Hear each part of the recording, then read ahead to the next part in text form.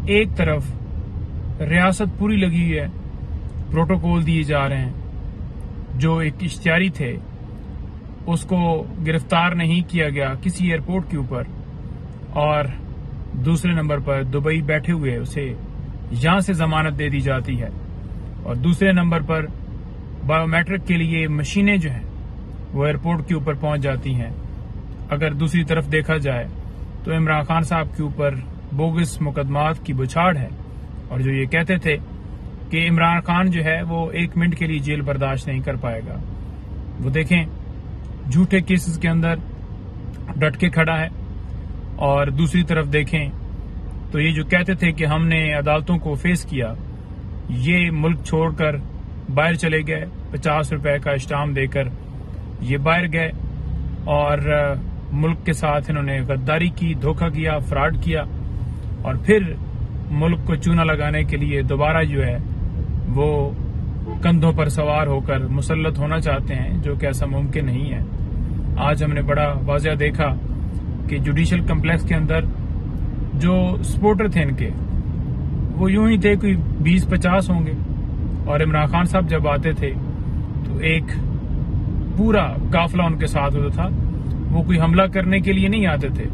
وہ عمران خان کے ویژن کے ساتھ لوگ کھڑے تھے اور اظہار یکجہتی کرنے کے لیے عمران خان صاحب کے ساتھ آتے تھے، جیسے کہ آج وہ چند جو ورکر ان کے ساتھ آئے ہیں۔ لیکن اسلام آباد پولیس ہو تو آج بڑا ہم نے وہاں پر ماحول جو ہے پرسکون دیکھا۔ جب خان صاحب پیش ہوتے تھے تو وہاں پر رینجر ہوتی تھی، پولیس اور ایف سی، یہ ساری جو فورسز ہیں وہاں پر تعینات ہوتی تھی، اور باقاعدہ طور پر پاکستان تحریک انصاف کے کارکنان کے اوپر لاٹھی چارج ہوتا تھا، اور باقاعدہ طور پر شیل برسائے جاتے تھے، جو ہے ڈنڈے مارے جاتے تھے، اور پھر ایف آئی آر بھی درج کر دی جاتی تھی کہ آپ نے حملہ کیا ہے۔ اور آج پرسکون پولیس نظر آئی۔ ہم یہ نہیں کہتے کہ کسی کے اوپر ڈنڈے مارے جائیں یا پی ایم ایل این کے ورکرز کے اوپر کوئی تشدد کیا جائے، لیکن پاکستان تحریک انصاف کے جو کارکن تھے، سپورٹر تھے، ان کے ساتھ ایسا کیوں سلوک کیا گیا؟ کیا ریاست جو ہے ان لوگوں کی ماں نہیں ہے؟ کیا ریاست کا یہ کام ہے کہ اپنے لوگوں کے اوپر ظلم و ستم کرنا، تشدد کرنا؟ یہ ریاست کا کام ہے؟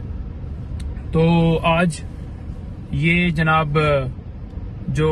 مجرم ہیں وہ پیش ہو رہے ہیں، اور ان کو باقاعدہ طور پر پروٹوکول دیا گیا ہے۔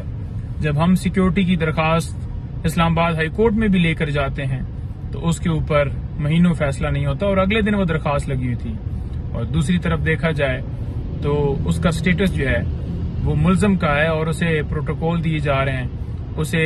ایکس پرائم منسٹر کی سیکیورٹی دی جا رہی ہے، جبکہ عمران خان صاحب صرف اور صرف ان کے اوپر جھوٹے مقدمات، ان کا سٹیٹس اس وقت یہ نہیں تھا کہ وہ کنوکٹ ہوئے تھے یا ٹرائل کنکلوڈ ہوا تھا اور وہ جو قصوروار پائے گئے تھے۔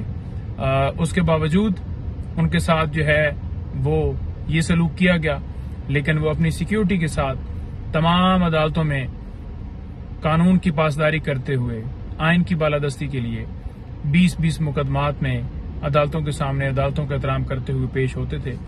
اور آج بھی 15 مقدمات ان کے لگے ہوئے ہیں۔ تو یہ جھوٹے کیسز جن میں عمران خان صاحب نے سامنا کیا، بھاگے نہیں، لندن نہیں گئے، اپنی پراپرٹیاں نہیں بنائی، اپنے کاروبار نہیں بنائے، بلکہ جو ان کا مقصد تھا کہ ملک کو سرو کرنا ہے، ملک کو حقیقی آزادی دلانی ہے، وہ ویژن انہوں نے لوگوں کو دے دیا ہے، اور اب قوم جاگ چکی ہے۔ کسی طرح سے اس ٹولے کو زبردستی مسلط نہیں کیا جا سکتا۔ اور آخر میں یہی کہوں گا کہ کسی طرح سے نواز شریف کو ضمانت نہیں مل سکتی، کیونکہ نواز شریف جو ہیں وہ سزا یافتہ ہیں، اور جو پروسیجر عمران خان صاحب کے لیے اڈاپٹ کیا جاتا ہے کہ نوٹس ہو رہے ہیں اور ڈیٹ دی جاتی ہے، تو وہی پروسیجر جو ہے اڈاپٹ ہو، اور جو پروسیجر اڈاپٹ کیا جاتا ہے، پروسیکیوشن جو ہے ان کا کے اوپر بھی ذمہ داری ہے